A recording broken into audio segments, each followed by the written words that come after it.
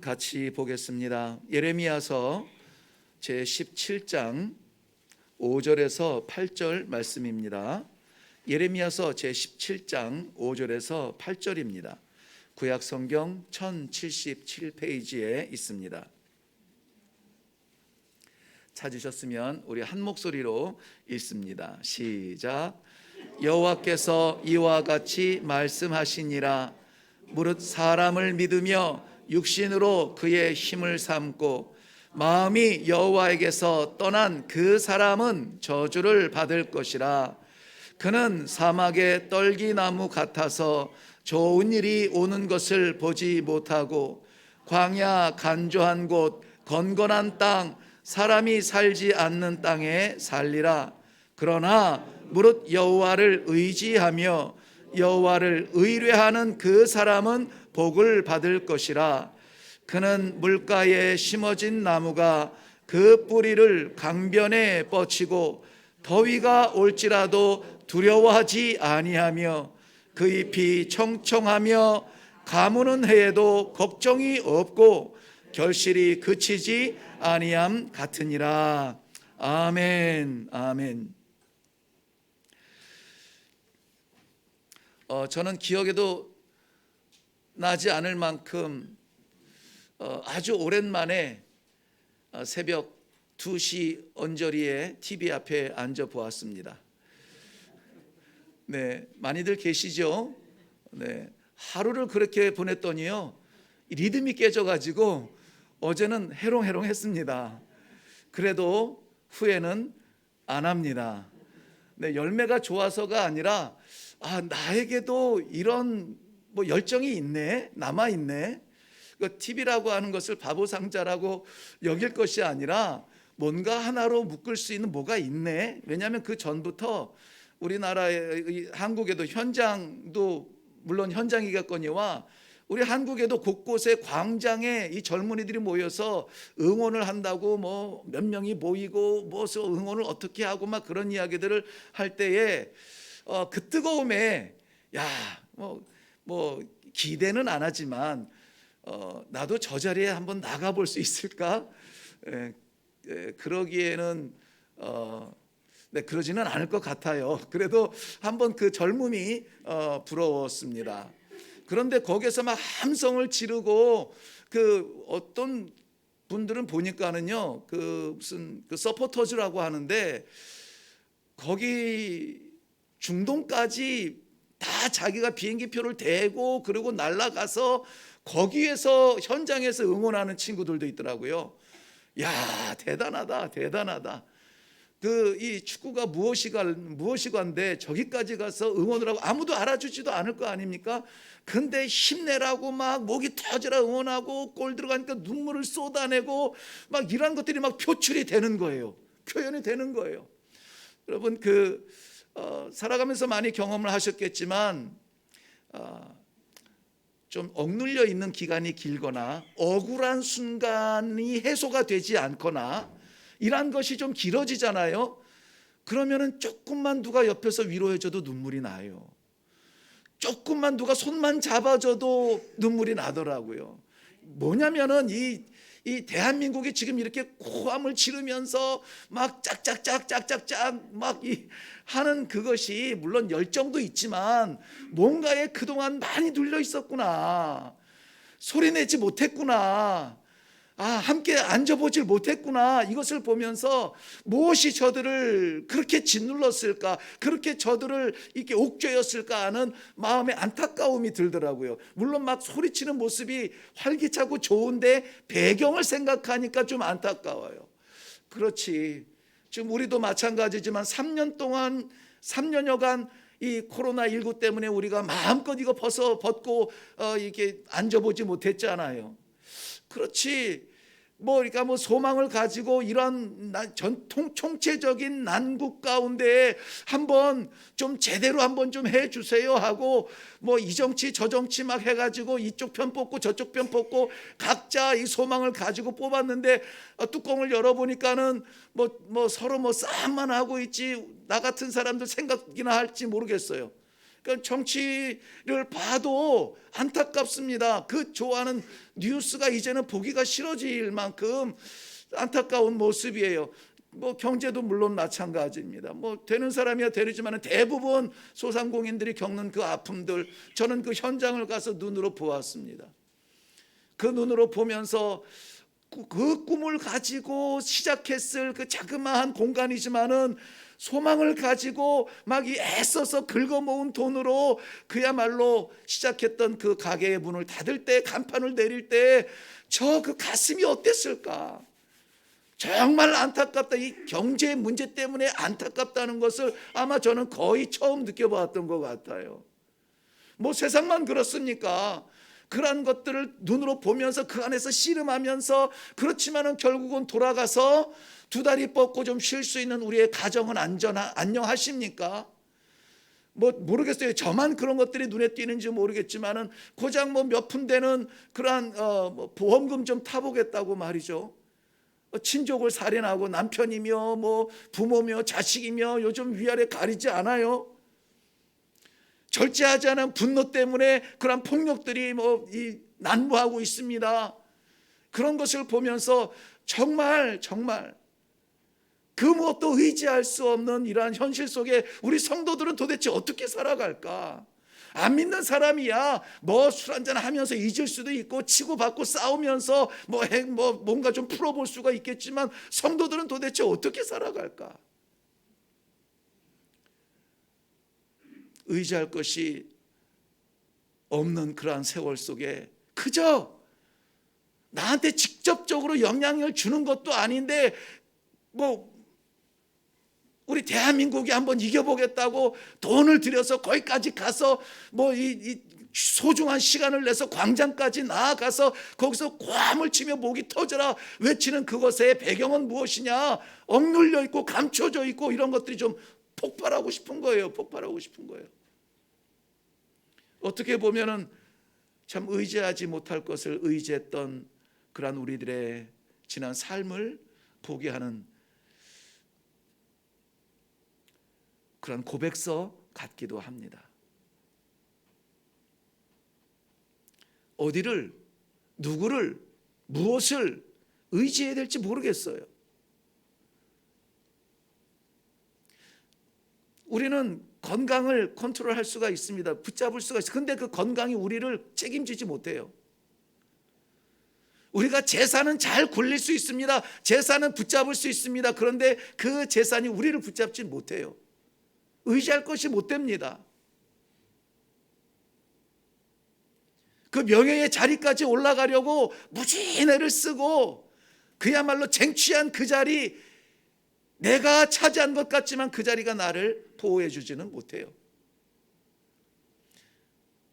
정말 냉정하게 말씀 앞에 들여다보면은 의지할 것이 없는 세상이죠. 근데 그것보다 더 불쌍한 것은 의지하지 말아야 될 것을 의지하는 그러한 사람들도 많습니다.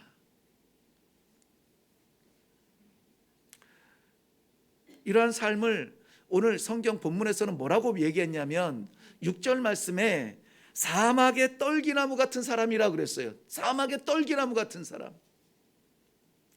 의지해서는 안 될 것을 의지하는 사람, 혹은 의지할 것조차 없는 사람, 사막의 떨기나무 같은 사람, 이 모두 다가 안타까운 사람이에요.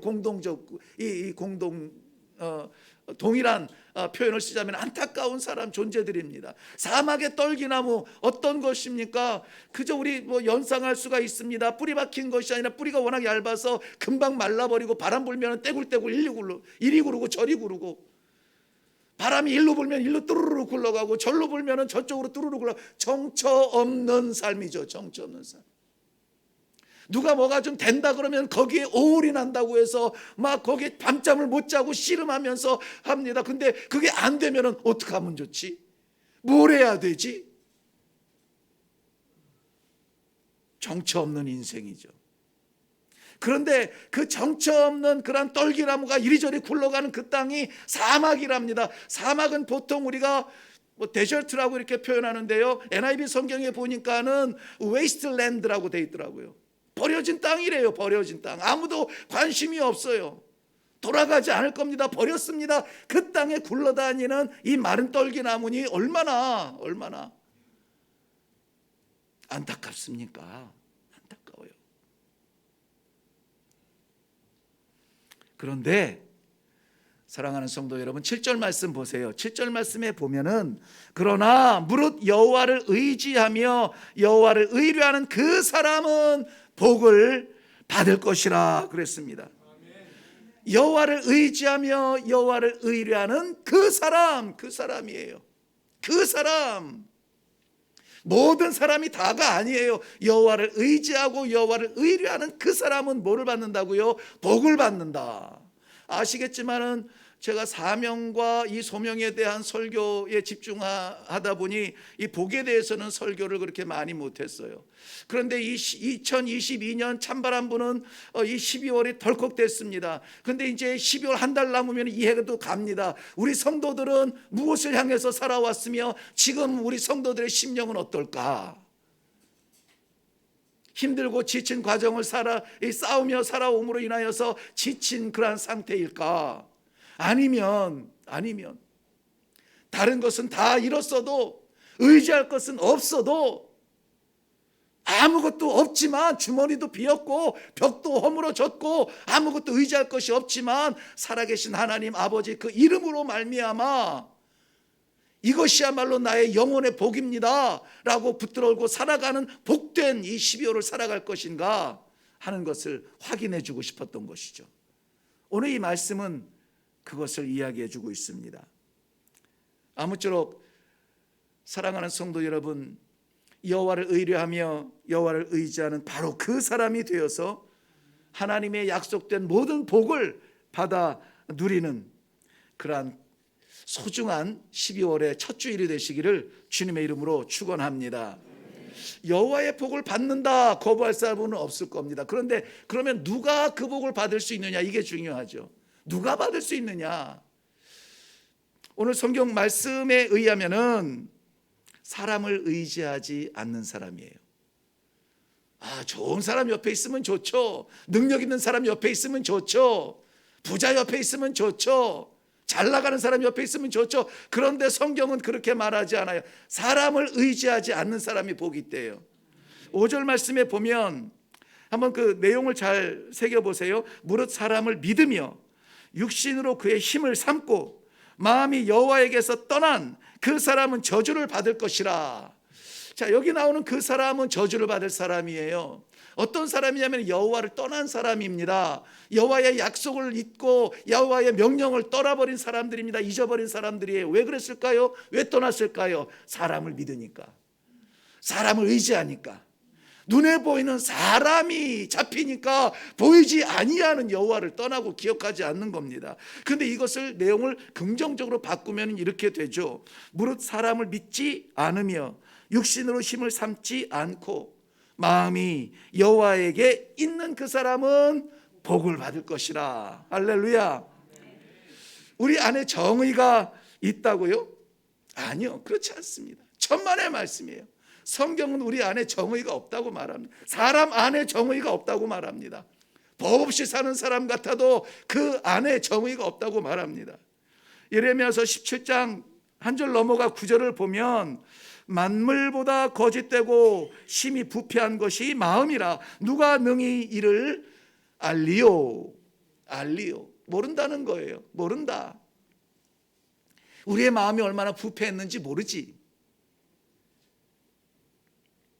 우리가 얼마나 거짓된 삶을 사는지 모르지. 얼마나 위장하고 있는지 모르지. 모른다는 거예요. 우리 마음이 어떤 상태인지. 그러니 시편 146편 3절에는 귀인들을 의지하지 말며 도울 힘이 없는 인생도 의지하지 말라. 그의 호흡이 끊어지면 흙으로 돌아가서 그날에 그의 생각이 소멸하리로다. 그래 말씀하셨습니다. 귀인들을 의지하지 말. 여기 귀인은 어떤 귀인입니까? 어떤 사람을 귀인이라고 하죠? 이 여기서 나오는 귀인은 이 성경 번역 이전의 성경에서는 방백들을 의지하지 말며 이렇게 했습니다. 방백들은 누구냐면은 왕의 곁에서 왕의 책사처럼 왕의 브레인 역할을 하던 사람이에요. 그 나라에서 가장 똑똑한 사람들이 모여 있는 곳이 왕궁인데, 왕궁 안에서도 왕의 곁에 있던 그 귀인들도 의지하지 말라. 다 한계가 있다는 것입니다. 한계가 있어요. 조금 넓고 좁고 차이가 있고, 조금 높고 낮은 차이가 있지만은 다 그 머리가 그 머리예요. 사람의 유익을 위해서 끄집어낼지언정 하나님의 영광을 위하여서 고민하는 사람들이 아니라는 것입니다. 의지하지 말라는 것입니다. 떠난다, 멀어진다, 의지하던 그 벽이 무너진다. 이사야서 2장 22절 말씀에는 너희는 인생을 의지하지 말라, 그의 호흡은 어디에 있다고요? 코끝에 있나니. 코끝에 있나니. 새말 가치가 어디에 있느냐. 그렇기 때문에 우리가 정말 당신 아니면 안 돼, 너 때문에 살아 라고 하는 나의 최측근도 의지하지 못합니다. 사람은 그저 사랑할 존재지 믿고 의지할 존재가 아니라는 것이 성경적인 정신이에요. 그러니까 사람은 우리가 맡은 바, 하나님께서 붙여주신 바, 하나님께서 맺어주신 바, 사랑에 최선을 다하는 것이 우리의 임무고 사명입니다. 의지할 존재가 아니라는 거죠. 사람이 아니라 하나님이에요. 하나님을 의지하시기 바랍니다. 복 있는 그 사람은 어떤 사람이냐? 7절 말씀에 보면 적극적으로 표현하고 있는데요. 무릇 여호와를 의지하며 여호와를 의뢰하는 그 사람은 복을 받을 것이라 그랬습니다. 여호와를 의지하고 여호와를 의뢰하는 그 사람, 의지한다, 의뢰한다, 이거 다 뭐 비슷한 말이에요. 공통적으로 믿음을 근거로 하는 말씀입니다. 믿어야 의지하죠. 믿어야 의뢰하죠. 의지한다는 말은 내가 믿고 맡긴다, 나를 던져 넣을 수 있는 존재다라는 고백이에요. 그리고 의뢰한다라는 말은 내가 그를 믿는 믿음의 그 정도가 어느 정도냐, 뭐 이렇게 내가 좀 알고 안 믿는 것보다 나을 정도가 아니라 내가 완전히 내 마음속으로 완전히 가득 찬 믿음으로 그를 믿느냐 하는 그러한 믿음의 정도를 이야기하고 있습니다. 그런데 여호와를 믿고 여호와께 나를 맡기고 여호와께 전폭적인 믿음을 가지고 있는 그 사람은 복을 받을 것이라 라고 말하고 있습니다. 여기 의지하고 의뢰한다라는 말씀이 그 말이 그 말 같은데요, 그냥 단순히 말씀드리면은 이런 거죠. 뭐 수천까지 되려나요? 아무튼 저 높은 하늘에 새까만 그 비행기가 문이 열리면 어떻게 돼요? 큰일 나잖아요. 그런데 문을 열고 심지어는 그 창공으로 뛰어내리는 사람들이 있습니다. 뛰어내려요. 비행기에서 까마득히 보이지도 아니하는 그 허공을 향하여서 몸을 던져버립니다. 죽으려고요? 아니에요. 저들이 그 창공에 몸을 던질 수 있는 것은 무엇 때문에 던질 수 있죠? 등에 맨 낙하산 때문에. 보이지 않지만은 내가 저기에 떨어져도 살 거야. 왜? 내 등에 있는 낙하산이 나를 살릴 거야. 뭐 요즘에 유원지마다 가보면은 뭐 흔하게 우리 한국에는 있는데요, 저는 아직 한 번도 올라가 보지 않았습니다. 올라가지도 않을 겁니다. 번지 점프라고 하는데요, 그 외에 아깝게 그 수십 미터 이거를 이렇게 해가지고 굳이 거기를 올라가서, 거기 어차피 내려올 건데 말이죠. 근데 거기 올라가서 뛰어 젊은이들이 뜁니다. 이야, 참 대단합니다. 나는 안 할 거예요. 왜요? 떨어지면 어떻게 됩니까? 죽습니다. 죽어요. 근데 뛰어요. 미친 거 아니에요? 안 미쳤어요. 왜냐하면 저들이 그 창공을 향해서 까마득한 저 밑을 향하여서 두 팔을 오히려 쫙 펼치고 점프할 수 있는 이유는 딱 하나 있습니다. 그 등에 매달려 있는 줄 하나, 밧줄 하나예요. 밧줄인지 뭔지는 모르지만 그 줄 하나. 야, 그게 뭐라고 알지도 못하는 사람이 준비됐습니까? 하나 둘 셋 뛰어 그러면 뛰어요. 거기를 뜁니다. 그런 거 생각하면은 야, 우리 믿음이라는 게 번지 점프에 저 외줄만도 못한 거 아니야? 그 죽음의 자리를 바라보면서 점프할 수 있는 그게 그 젊은이들, 그 번지 점프하는 사람들의 신뢰라면 우리는 하나님을 믿는 사람인데 하나님을 의지하고 하나님을 의뢰한다면은 점프할 수 있어야 되는 거 아니냐? 그 고난 중에도, 그 죽음의 자리에도, 안 되는 자리에도, 괴로운 자리에도 믿음 붙들고 점프할 수 있어야 되는 거 아니냐? 밧줄보다 못한 신앙으로 연명해서는 안 되겠다는 것이죠. 근데 오늘 본문 말씀에는 이렇게 하나님을 의뢰하고 보이지 않은 미지의 세계에 점프할 수 있는 너는 복 있는 사람이라는 거예요. 뭐가 준비돼서? 뭐가 대단해서? 뭐 믿음의 동지들이 많아서? 직분이 목사라서? 천만의 말씀이에요. 아닙니다. 오직 하나, 여호와를 의지하는 사람이에요. 의지하는 사람. 시편 25편 2절 말씀에는 나의 하나님이여 내가 주께 의지하였사오니 나를 부끄럽지 않게 하시고 나의 원수들이 나를 이겨 개가를 부르지 못하도록 하옵소서. 이렇게 말해요. 여호와를 의지하는 사람 부끄럽지 않대. 여기서 부끄럽다고 하는 이 자리가 어디냐면은 심판의 자리예요. 심판 자리에서 부끄럽지 않게 해달라는 거예요. 왜? 내가 여호와를 의지하잖아요. 다른 것은 모르는데 내가 여호와를 확실하게 의지하지 않습니까? 그러니 심판의 자리 앞에 그 원수들 앞에서 나를 부끄럽게 하지 마소서. 부끄럽게 하지 마소서. 우리는 분명히 여기서 나는 성도입니다. 내가 몇 년을 신앙생활했습니다. 내가 무슨 코스를 마쳤습니다. 무엇을 했습니다. 내가 무엇을 할 줄 압니다. 내가 주여 주여 하고 기적을 베풀며 병자를 낫게 하고 방언을 외쳤습니다. 그런데 하나님께서 내가 너를 모르는데 넌 누구냐? 얼마나 무안할까요? 얼마나 부끄러울까요?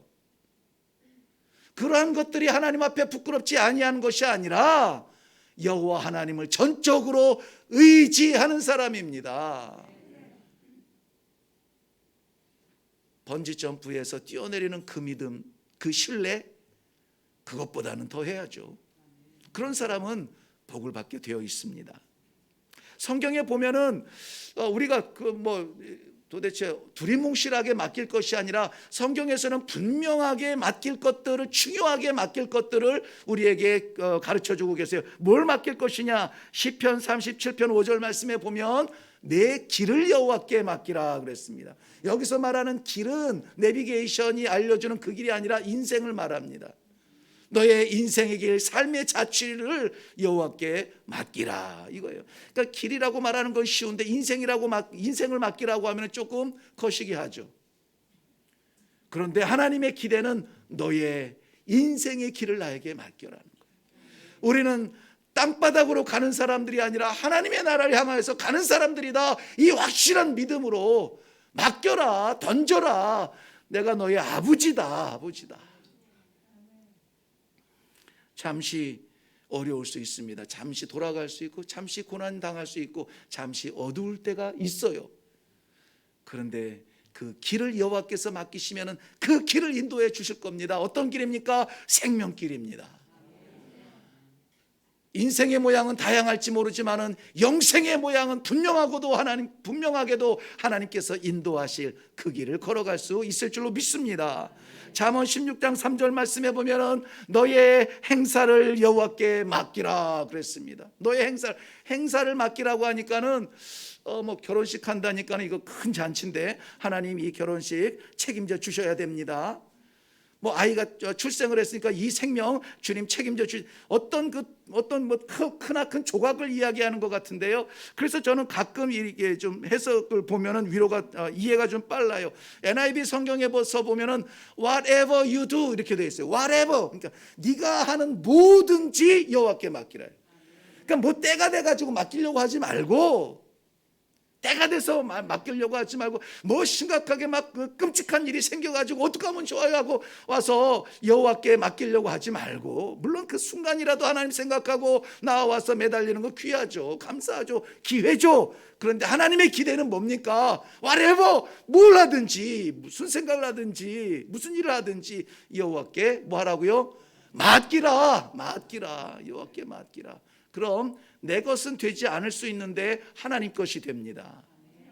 내가 이룰 수 없을지 모르는데 하나님께서 이루십니다. 내가 도달할 수 없을지 몰라도 하나님께서 도달하게 하십니다. 우리 하나님의 나라에 이르러서 그 보좌 앞에서 찬송하기를 원하십니까? 나를 맡기시고 무엇을 하든지 요건 내 거, 요건 하나님 거 구별하지 마시고 아예 나를 통째로 내드리는 그러한 믿음이 있기를 바랍니다.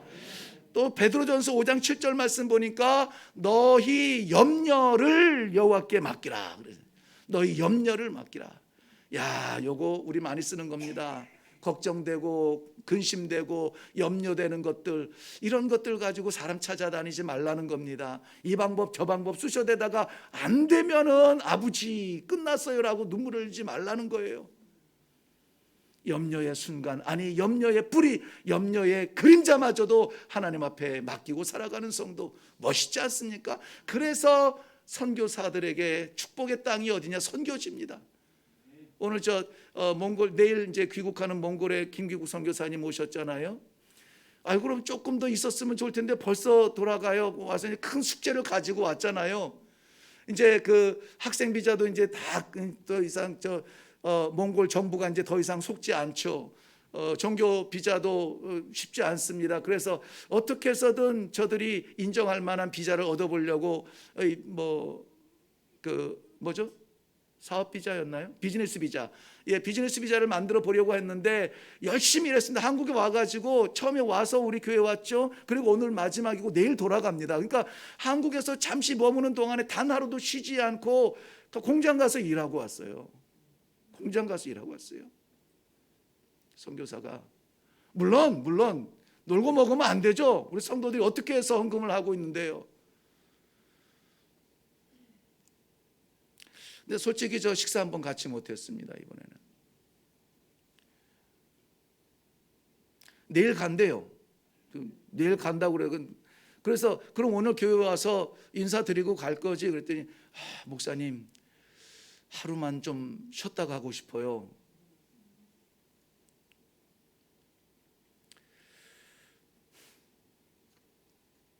물론 저는 인간적으로는 그래 고생했어. 그 젊은 애들 보니까는 뭐 청년 애들 20대 애들도 와가지고 뭐 허리 나가고 그래서 중간에 포기하고 막 그런다는데 하루 몇 시간을 했대더라. 아무튼 뭐 계속 서서 하는 그 작업을 하고는 하루는 좀 쉬고 좀 뜨끈하게 좀 지지고 몸 풀고 가 이러고 싶은데 나는 그렇게 해서 풀릴 몸뚱아리는 그렇게 해서 풀릴 수 있겠지만은 나는 우리 성도들과 단 한 번 얼굴에도 더 보고 단 한 번 기도의 제목을 더 나누고 손 한 번 잡아주고 그러니까 보내고 싶었던 거예요. 그래서 굳이 쓰러져 있는 선교사를 그래도 내일 가면 오늘은 교회 오시오. 아마 처음으로 제가 이렇게 좀 반압박적으로 얘기했을 거예요.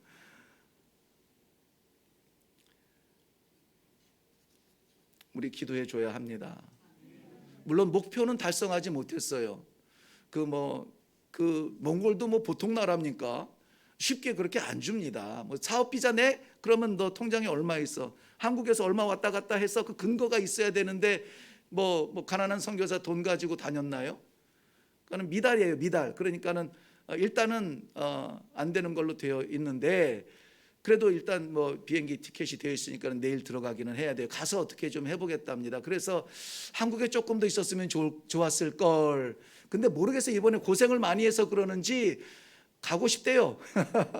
가고 싶대. 이 추위도 지금 굉장히 춥잖아요. 저는 아주 그냥 으실으실 아주 그냥 그래서 오늘 어르신들 좀 모셔왔으면 좋겠다고 그렇게 우리 집사님에게 양해를 구했는데 몽골 겨울 난리 아닙니까? 그런데 가고 싶대요. 가고 싶대요. 선교사는 선교지가 좋지. 그 마음은 이해가 되더라고요. 우리 이제 내일 가실 텐데 우리 김기국 선교사님 이따가 인사하겠지만은 좀 인사를 나누고 좀 따뜻하게 보낼 수 있으면은 좋겠습니다. 다른 것 없어요. 그 광활한 대지에 뭐가 있다고 가겠습니까? 반겨주는 사람도 없는데 여호와께서 말씀하시고 기뻐하시고 여호와께서 나를 뽑으시고 여호와께서 지금도 기대하시니 그 여호와께서 기대하시는 그 자리에 가면은 행복한 거예요. 나 같은 것이 여기에 던져졌다는 것이 행복한 거예요. 한번 던져보세요. 그 던져진 땅, 그 땅에서 주의 복음이 선포되어지고 영혼이 살아나는 것을 볼 수 있는 생명의 현장이 바로 선교지입니다. 맡기시기 바랍니다. 맡기세요. 열어주실 줄로 믿습니다. 시편 123편 1절 이후에 보면은 하늘에 계시는 주여 내가 눈을 들어 주께 향하나이다. 상전의 손을 바라보는 종들의 눈같이, 여주인의 손을 바라보는 여종의 눈같이 우리의 눈이 여호와 우리 주 하나님을 바라보며, 우리가 여호와 하나님을 바라보며 왜 봅니까? 우리에게 은혜를 베풀어 주시기를 기다리나이다. 왜 종들이 주인의 손끝을 봅니까?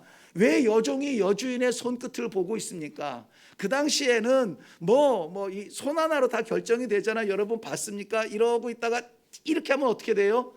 죽여라. 끝. 요거 하나로 끝나거든요. 요거 꺾지 않고 그냥 버티고 있으면 살았다. 살았다. 이렇게 하면 어떻게 해야 돼요? 가야 돼요. 가야 돼. 왜요? 물어볼 게 없습니다. 그리고 주인 앞에 아무리 사랑받고 가까이 가려고 해도 이렇게 하면 어떻게 합니까? 멈춰야 돼요. 서야 돼요. 그러니 종은 주인의 손끝만 바라보는 거예요. 그렇듯이 우리도 여호와의 손끝만 바라보는 거예요. 우리의 생명, 나의 삶, 나의 고민, 나의 기쁨, 모든 것이 주님께 있사오니 주님의 손끝만 바라보는 것입니다. 그 주님의 손길이 오늘 우리를 덮어주시는 겁니다. 우리를 안아주시는 겁니다. 우리를 잡아주시는 겁니다. 우리를 인도해 주시는 겁니다. 그러니 어찌 주의 손을 바라보지 않을 수가 있습니까? 은혜를 사모하는 성도 여러분, 주님 바라보시기 바랍니다. 이 시편을 기록한 다윗도요, 다윗이 험난한 인생 살지 않아요?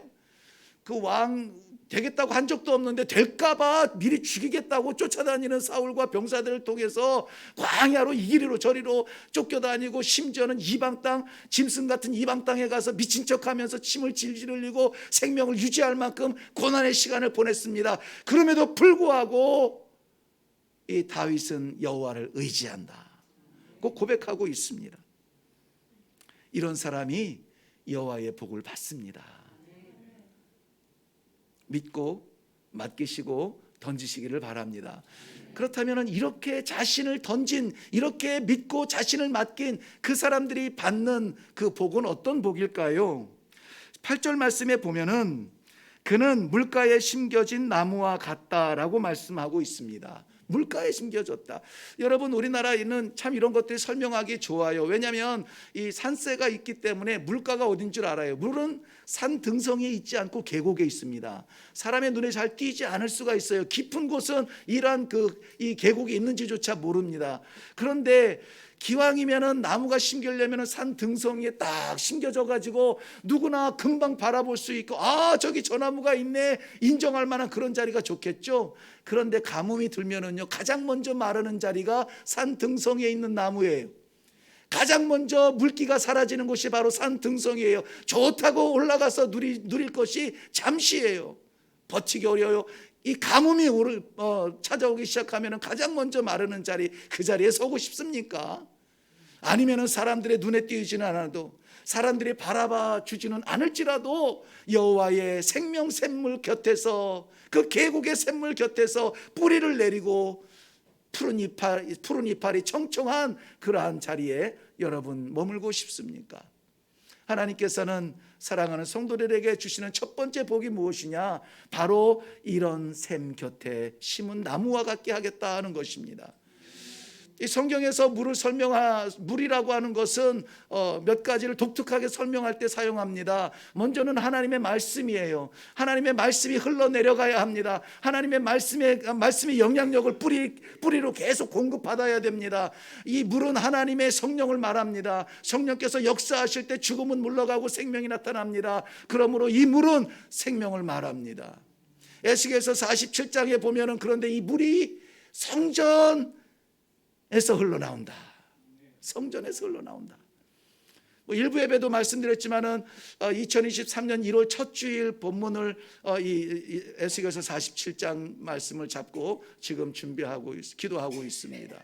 성전에서 무엇을 기대하십니까? 성전에서 이 말씀을 맛보아야 됩니다. 이 생명을 맛봐야 됩니다. 이 성령을 맛보아야 됩니다. 이 말씀을 받아야 돼요. 그래서 날마다 새벽마다 주시는 말씀으로 하루를 이어가고 일일 일생 10년 100년으로 꿈꾸지 마세요. 그날 하나님께서 우리에게 주시는 귀한 사명, 그것 이루어 보겠다고 몸부림치는 성도의 모습을 보시는 하나님께서 기뻐하시고 생각지도 못했던 하늘의 복을 부어 주실 줄로 믿습니다. 그러므로 새벽에 묵상하는 말씀을 가벼이 여기지 마십시오. 우리 육신의 배는 채우면서 우리 심령의 말씀을 채우지 않는다는 것은 마른 나무가 될 것입니다. 그러므로 이 새벽마다 주시는 이 말씀은 데일리 라이프예요. 하루하루 데일리 브레드를 채우는 것입니다. 우리 또 지금 153 특별 성경 통독 시간을 통해 이제 12월 31일이면 끝납니다. 뭐 이제까지 잘 못했던 분들은 오늘부터 이제 하시면 돼요. 오늘 아침에도 올라갔습니다. 하루도 안 쉬고 153일 동안 하나님께서 부어주실 그 은혜를 사모하며 독특하게 말씀을 묵상하고 있습니다. 이런 거 먹어야 돼요. 이런 거 먹어야 됩니다. 이런 거 먹어야 삽니다. 항상 우리의 마음에 부족함이 없는 것은 하나님께서 그토록 채워주심입니다. 이러한 사람들에게 주시는 두 번째 복은 8절 중간에 보면은 더위가 올지라도 두려워하지 않는다라고 했습니다. 더위라고 하는 것은 우리가 쉽게 이해하려면은 시험이에요. 시험, 테스트입니다. 테스트예요. 더위가 올지라도 살아날 수 있다. 이스라엘 백성들은 금방 떠오릅니다. 그 광야의 그 뜨거운 태양 아래서도 40년을 살 수 있도록 하나님이 지켜주셨다. 그렇다면 우리의 축복은 무엇이냐? 광야에 사는 것, 궁중에 사는 것 차이가 아니에요. 거기에 여호와께서 계시느냐 하는 것이 축복인 것이죠. 그 더위가 올지라도 우리가 두려워하지 않는 것은 뭡니까? 마치 아이가 아버지의 손을 붙잡고 동네 형들 앞에서 의시되는 것처럼 우리가 하나님 아버지의 손을 붙잡고 이 시험 앞에서 두려워하지 않는 것입니다. 파도야 몰려와라. 시험의 바람아 불어와라. 나는 하나님과 함께함으로 말미암아 하나님께서 능히 이기게 하실 것이라고 우리가 믿는 믿음으로 찬송하는 것입니다. 예수가 내게 계시니 시험이 와도 겁없네. 기쁨에 되시는 예수를 잡시다. 날마다 주를 섬기며 날마다 크게 그 사랑 안에 살면서 어디로? 딴 길로 가지 맙시다. 아멘. 우리 찬송이 노래가 안 되려면은 이렇게 살아야 되는 거예요. 딴 길로 가면은 안 돼요. 시험이 달려오는 것을 눈으로 뻔히 보면서도 아니 내 환경을 짓밟고 있는 이 시험의 이 무게를 느끼면서도 우리가 두려워하지 않는 것, 그 사람이 실력 있는 사람이에요. 그 사람이 복 있는 사람입니다. 평소에는 잘 모르는데요, 잘 몰라요 평소에는. 근데 시험이 오면 이분의 믿음이 진짜인지 아니면은 가짜인지, 가짜는 없겠죠. 그것이 나타나더라고요. 이번에 뭐 우리 유족들께서 와 계시기는 합니다만은 우리 곽진태 장로님의 장례를 치르면서요, 믿음의 전승이라는 것이 얼마나 소중한 것을 깨달았습니다. 이런 저런 이유로 장례 예배에 함께하지 못하는 분들을 위해서 제가 3일 동안 외쳤는데도 또 마지막으로 우리 성도들을 위해서 마지막으로 간증할게요. 우리 장로님께서 편찮으신 지는 꽤 됐죠. 화요일 날 아침에 급히 전화를 받고 응급실로 모셔가기 위해서 장로님 댁을 올라가고 있었습니다. 그 전에 우리 권사님이 장로님과 더불어서 나눈 마지막 그 신앙의 고백과 신앙의 간증 이야기를 하려고 합니다. 연로하시고 이제 90세가 되시면서 그동안 알아오신 그러한 기간이 있기 때문에 기력은 다 쇠했습니다. 그리고 자꾸 모이고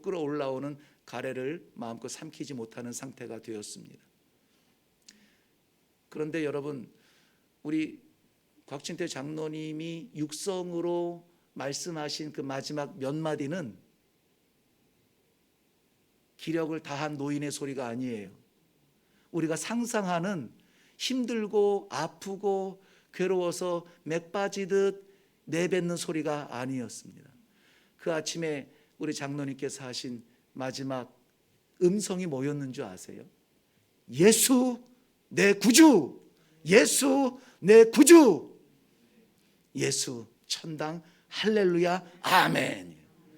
그거를 우리 박효주 권사님이 예수 하면은 내 구주 이거를 하는 거예요. 지금 우리 다 죽어도 천당 갑니다 아멘 하는 거예요. 그런데 그 내 구주 아멘 소리가 내 구주 아멘 이게 아니라 어디서 그렇게 힘이 났는지 힘있게 말씀하셨다는 거예요. 그 말씀하실 때 그를 돕던 그 요양사분이 곁에 계셨었거든요. 어디서 그렇게 힘이 나셨는지 모르겠어요. 내 구주 아멘, 그 믿음이에요. 그런데 장례식을 치르면서 이 믿음이 자녀 손들에게 전승되는 것이 얼마나 아름다운가를 봤습니다.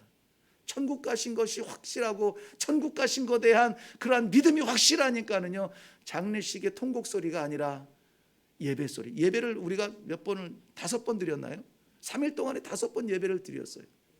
그런데도 찬송 소리가 힘이 있어요. 말씀에 집중을 하고, 왜냐하면 같은 하나님의 나라를 바라보기 때문에 우리 아버지 우리 할아버지 천국 가셨다는 것이 확실하니까는 그 예배가 예배 같아요.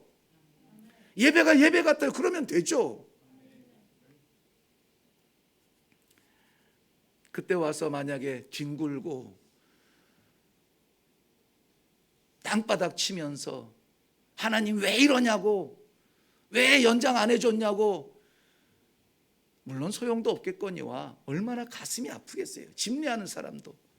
그런데 찬송에 힘이 있고 소망을 가지고 찬송하는 그 모습을 보면서 믿음의 전승이 이거구나. 장로님이 우리 이레교회에서 보여주셨던 것이 그냥 겉으로 보여주시는 것이 아니었구나. 그 깊은 믿음의 흐름을 보았습니다. 우리는 욥의 믿음을 자랑합니다. 그 욥의 믿음이 자랑하는 순간은 어딘지냐면 그 모진 시험을 다 지난 다음에 갑절로 하나님께서 응답해 주시고 갑절로 채워 주셨을 때, 야, 믿음이라는 게 대단하구나. 지킬 수 없는 그 순간에도 믿음 붙들고 하나님의 이름을 거짓되이 증거하지 않았던 그 믿음이에요. 다니엘의 세 친구들 사드락 메삭 아벳느고 그 풀무불 속에 던져질 때에 풀무불을 7배나 더 뜨겁게 해서 그를 곁으로 데려간 사람이 태워질 정도로 뜨거웠던 그 풀무불 속에 던져졌습니다. 그러나 그들의 믿음을 태우지 못했어요. 왜냐하면 그들이 기도했거든요. 하나님께서 분명히 우리를 이 풀무불에서 우리를 건져 주실 거라는 믿음이 있었어요. 그런데 그것보다 더 높은 차원의 믿음은 무엇이냐면은 우리를 건져내 주시지 아니한다 할지라도 우리는 다른 것, 하나님 외에 다른 것 앞에 절하지 않겠습니다. 무슨 말씀이에요? 저 풀무불에서 우리가 죽는다 할지라도 우리는 하나님을 포기 못합니다. 그렇게 뛰어들어간 그 자리에서 그 이방인의 눈에서 뭐를 봅니까? 분명히 3명을 던졌는데 4명이 거니는 것은 무슨 일이냐? 이게 역사죠. 이게 복입니다. 살아나온 것이 복이 아니라 하나님과 함께한 그 자리가 복이고, 이방인의 눈에 하나님을 보게 하신 것이 복이고, 수천 년이 지난 지금도 그런 믿음이면 좋겠다, 닮아가고 싶은 것이 복입니다. 이러한 복은요 마르지 않습니다. 오늘 본문 8절에도 8절 하반절 보면 가무는 해도 걱정이 없다. 가무는 해도 존재하는 정도에서 멈추는 것이 아니라 결실을 풍성하게 맺는 나무가 된다는 거예요. 언제? 가물 때. 가뭄에 결실을 맺는데요, 이게 그냥 슬쩍 지나가면은 나무가 결실 맺는 거 뭐. 근데 가뭄 때라니까요, 시험 때라니까요, 어려움 때라고요. 경제적으로 바닥을 칠 때고, 국가의 소망에 보이지 않는 안타까움으로 기도할 때고, 우리의 가정이 천국 같은 가정이 아니라 정말 근심, 걱정, 꾸러미, 떠미 방방마다 눈물 쏟는 그러한 가정 속에서 하나님께서 결실을 맺게 해준다는 거예요. 이런 복을 어디서 받습니까? 여호와께서 주시니 받는 것이죠. 사랑하는 성도 여러분, 코로나19가 아니라 코로나 190이 와도요, 우리는 두려워하지 않습니다. 비록 마스크는 끼더라도 이 마스크 뚫고 찬양 나가라, 우리는 더 힘있게 찬양할 거고요. 우리가 지킬 것은 지키되 우리 믿음마저도 갇혀서는 안 됩니다. 우리는 사람 바라보지 않습니다. 우리가 의지하지 않습니다. 뽑고 한번 해봐라 하고 기회는 주지만 의존할 존재들은 아니에요. 여호와 하나님을 믿으시기를 바랍니다. 그리하여서 성경에서 말씀하신 이 모든 복을 받아 누리시는 성도 여러분 다 되시기를 주님의 이름으로 축원합니다. 기도하겠습니다.